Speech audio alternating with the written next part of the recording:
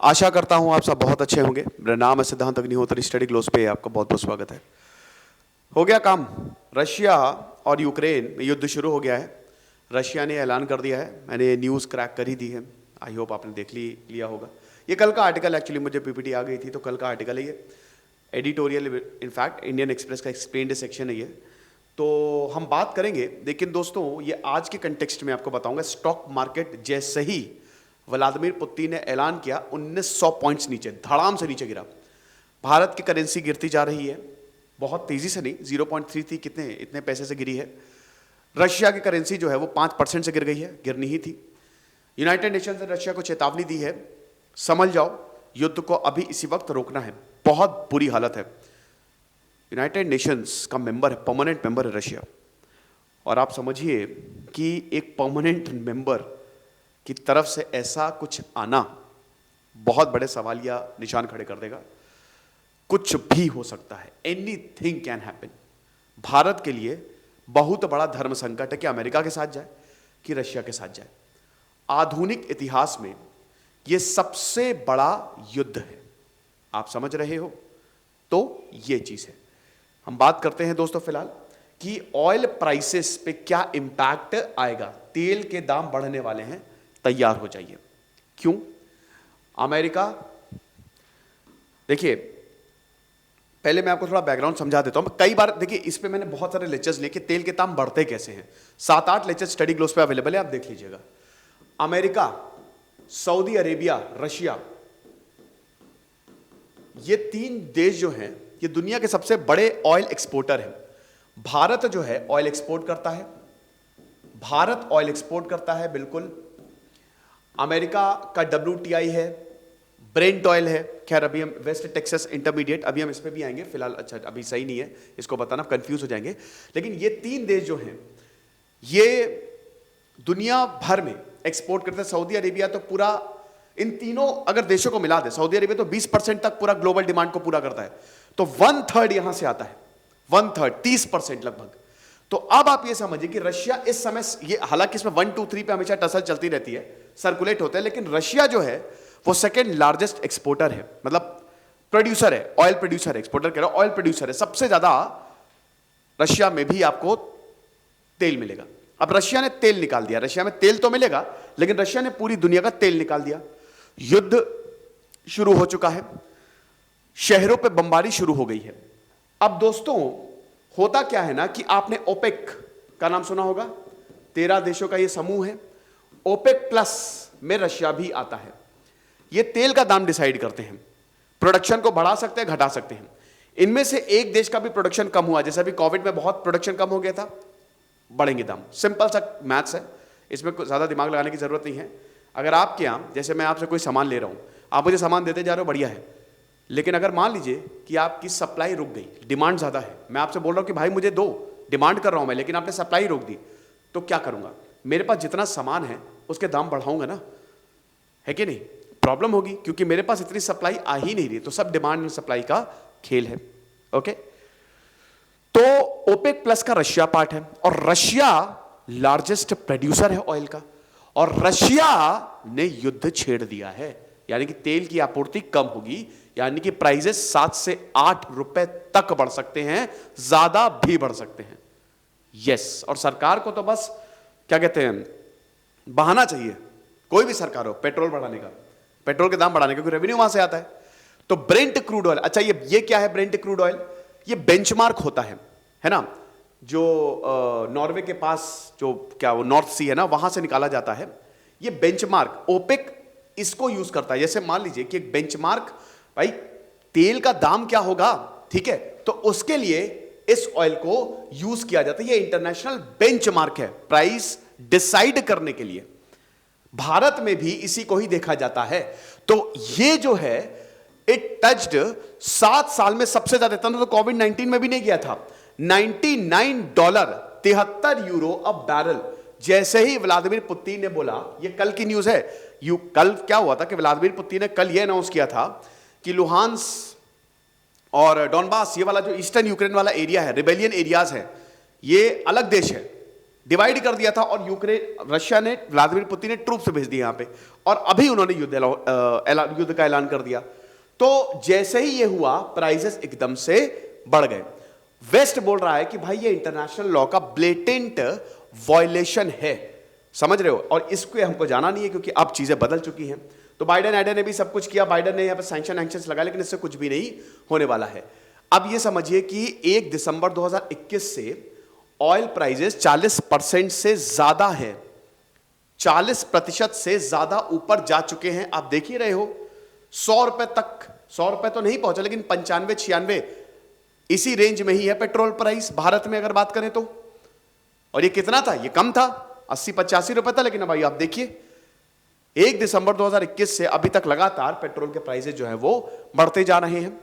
$69.5 पे अभी ये ट्रेड कर रहा है। सेंसेक्स अब देखिए बीएसई, निफ्टी, ये सब लगातार तड़ातड़ गिरते जा रहे हैं।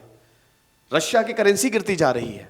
युद्ध हो गया है भाई, युद्ध हो गया है। शाम तक देखिएगा भी क्या भयानक न्यूज आने वाली है, ठीक है। रुपी भी 33 पैसा गिरा, रुपी गिरेगा, प्रॉब्लम होगी हमारे लिए, हमको ज्यादा पैसा, हमारा करेंट अकाउंट डेफिसिट वैसे ही है और बिगड़ जाएगा। आप समझ रहे हो भाई? देखो 72 रुपए है मान लो, अभी कितना है एक्चुअली, मुझे ये 71 पॉइंट समथिंग है एग्जैक्ट, आप देख लीजिएगा। तो अगर रुपी गिरता जाएगा, यानी कि डॉलर के मुकाबले रुपी महंगा हो रहा है, रुपया महंगा हो रहा है, तो हमको ज्यादा पैसे देने पड़ेंगे ना तेल खरीदने के लिए। तेल हम डॉलर्स पे ही तो खरीदते हैं, हमको डॉलर्स चाहिए। तो अगर रुपए गिर रहा है तो ये हमारे लिए मुसीबत की बात है, क्योंकि हमको ज्यादा पैसा देना पड़ेगा उसी चीज के लिए। आप समझ रहे हो? तो 33 पैसे से गिर गया। जनवरी से लेकर फेब तक फॉरेन पोर्टफोलियो इन्वेस्टर्स ने अपना 51,000 करोड़ निकाल लिया भारत मार्केट से। भारत पे भी बहुत बड़ा असर पड़ा है। तो बबल था, बर्स्ट होना ही था। नेचुरल गैस भी देखिए, रशिया बहुत कुछ प्रोड्यूस करता है। रशिया की ज्योग्राफी ऐसी है ना कि उसको एक वरदान है कि सारी मूल्यवान चीजें तुम्हारे यहां मिलेगी। वो तो अलग बात है कि 2014 में सैंक्शंस लगाए गए हैं क्रीमिया के एनेक्सेशन के बाद, वेस्ट ने रशिया के ऊपर रोक लगा दी है। अगर ये रोक नहीं होती ना तो आज रशिया बहुत अमीर हो जाता, बहुत अमीर है वो, और ज्यादा अमीर हो जाता। अब बुरी हालत होगी, क्योंकि अब और सैंक्शंस लगने वाले। अमेरिका ने, यूके ने, सबने सैंक्शंस लगा दिया। अभी न्यूज ये भी आ रही है कि यूके ने भी अपने फाइटर प्लेन्स जो हैं वो यूक्रेन में भेज दिए हैं। इसको अभी मैं कंफर्म नहीं करूंगा, अभी बहुत सारी अपडेट्स आएंगी तो हम देखेंगे। तो ये चीज, अब ये जो कॉन्फ्लिक्ट आने वाला है ये $96.7 पर बैरल तक चला गया है। 2014 के बाद से ये अभी सबसे ज्यादा हाईएस्ट था। तो अभी जो 95 रुपए का प्राइस आपको दिख रहा है ना पेट्रोल पंप पे, समझिए 102 तक जा सकता है या 100 तक टच हो सकता है बहुत ही आराम से, ठीक है। रशिया जो है क्रूड ऑयल के, कच्चा तेल के सबसे बड़ा प्रोड्यूसर है। करंट क्राइसिस जो है यहां समझिए $100 तक जा सकती है, आने वाले समय में जाएगी ही, क्योंकि ये कल था, आज तो युद्ध शुरू हो चुका है। जेपी मॉर्गन ने बोला है $150 per barrel would reduce a global GDP to 0.9%। आप समझ रहे हो? तो आप इससे अंदाजा लगा लो कि जीडीपी, वर्ल्ड जीडीपी वैसे ही कोविड ने बैंड बजा दी है। यही जो बाइडेन ने, चलो एक बात तो सही बोली, वैसे ही कोविड-19 ने पूरी दुनिया की बैंड बजाई हुई है और तुम यहां पे युद्ध खेल रहे हो, ठीक है। तो इससे वर्ल्ड जीडीपी और नीचे जाएगी। ये वैसे तो हम एक आधुनिक दुनिया में रहते हैं, वर्ल्ड वॉर 2 के बाद कोई ऐसा बहुत बड़ा वॉर नहीं हुआ है, लेकिन ये वॉर हिला देने वाला है, क्योंकि इसमें दो बड़ी सुपर पावर्स डायरेक्ट लड़ रही हैं, डायरेक्टली इन्वॉल्व हैं, अमेरिका और रशिया। ऐसा हुआ है कोल्ड वॉर, लेकिन पीछे से, लेकिन यहां पे डायरेक्ट युद्ध हो रहा है, तो देखना पड़ेगा। हालांकि अभी अमेरिका के पास डिसीजन है कि वो युद्ध में जाएगा नहीं जाएगा, मुझे तो नहीं लगता है जाएगा वो। आप मुझे कमेंट बॉक्स में बताइएगा कि क्या होने वाला है। हालांकि शाम तक कुछ भी हो सकता है। क्रूड ऑयल रिलेटेड प्रोडक्ट जो है भाई, साहिल सी बात है कि WPI पे बहुत ज्यादा होलसेल प्राइस इंडेक्स, रिटेल मतलब CPI price, consumer price index क्या होता है आपको पता ही है, मैंने इस पर लेक्चर बनाया है। WPI एंड CPI है ना, होलसेल प्राइस इंडेक्स। इसमें आपके गुड्स आते हैं, इसमें गुड्स एंड सर्विसेज आती हैं। WPI की बात करें तो ये चेंज इन प्राइस दिखाता है, इन्फ्लेशन है, होलसेल प्राइस इन्फ्लेशन, ठीक है, इंडेक्स बोल दिया, sorry, consumer price inflation. Inflation मतलब चेंज इन प्राइस, ठीक है, change in price related to goods, WPI में, इसमें गुड्स एंड सर्विसेज, ये आपके टोटल की बात करता है ना, लेकिन ये बेसिकली आपके फूड आइटम्स की बात करता है, कंज्यूमर लेवल पे बात कर रहा है ना, रिटेल लेवल पे बात कर रहा है, ठीक है। तो बेसिकली आप सिर्फ इतना समझिए कि अगर ऑयल रिलेटेड प्रोडक्ट्स में हाइक आएगा, मतलब तेल के दाम बढ़ेंगे, तो तेल के दाम बढ़ते तो सबके दाम बढ़ जाते हैं, क्योंकि सब कुछ ट्रांसपोर्टेशन से चलता है। तो तेल के दाम बढ़ेंगे तो सब्जियों के भी दाम बढ़ेंगे, खाने वाली चीजों के भी दाम बढ़ेंगे। तो इन्फ्लेशन जो है भारत में दिख सकता है, क्योंकि WPI बास्केट में ऑयल आता है, ठीक है। सो ये चीज है, increase in Brent crude prices, Bharat में ब्रेंट ही चलता है, hence will increase India's WPI inflation by around 0.9%। तो भारत का WPI इन्फ्लेशन 0.9% तक बढ़ सकता है। तो क्रूड क्यों जंप हुआ भाई, देखो सिंपल सी बात है, it is because of the supply side. Russian invasion अब तो हो ही गया है ना, तो सप्लाई रोक दी गई है, सिंपल। सप्लाई नहीं होगी तो फिर ऑयल के प्राइसेस बढ़ेंगे ही बढ़ेंगे, और उसके बाद फिर ये कपल ऑफ मंथ से प्राइस बढ़ते भी जा रहे थे, क्योंकि टेंशन जो हैं, रशिया जो कि दुनिया का सबसे मतलब सेकंड लार्जेस्ट ऑयल प्रोड्यूसर है, जब वो ऐसी बातें कह रहा था तो लगातार प्राइस बढ़ ही रहे थे। कोविड भी एक रीजन है, कोविड की वजह से भी प्रॉब्लम बहुत ज्यादा है, डिमांड एंड सप्लाई कोविड ने तो रोक ही दी है, तो इसकी वजह से भी प्राइसेस जो है वो बढ़ते जा रहे हैं। भारत की इकोनॉमी पे क्या होगा, देखिए सिंपल सी बात है, Bharat 9% have a direct share of 9% in the WPI basket. वो चलिए मैं आपसे एक सवाल पूछता हूं, WPI और CPI इन दोनों को कौन डिसाइड करता है, ठीक है, ये मुझे कमेंट बॉक्स में, अलग अलग है, एक को मिनिस्ट्री डिसाइड करती है, एक को कोई और डिसाइड करता है, ये मुझे कमेंट बॉक्स में बताइए।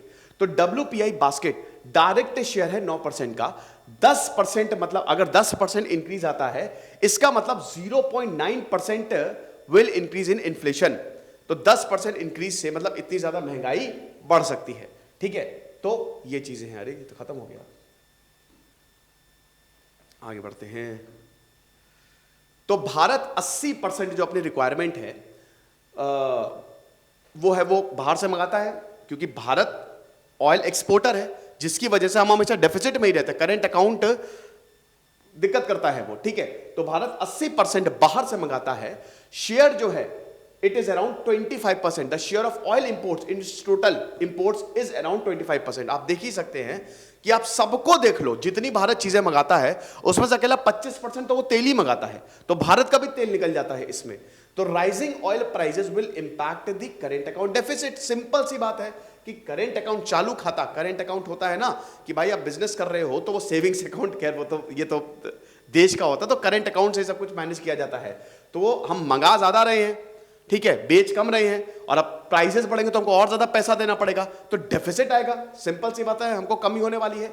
Difference between value of goods and services imported and exported, ठीक है। तो ये चीज है।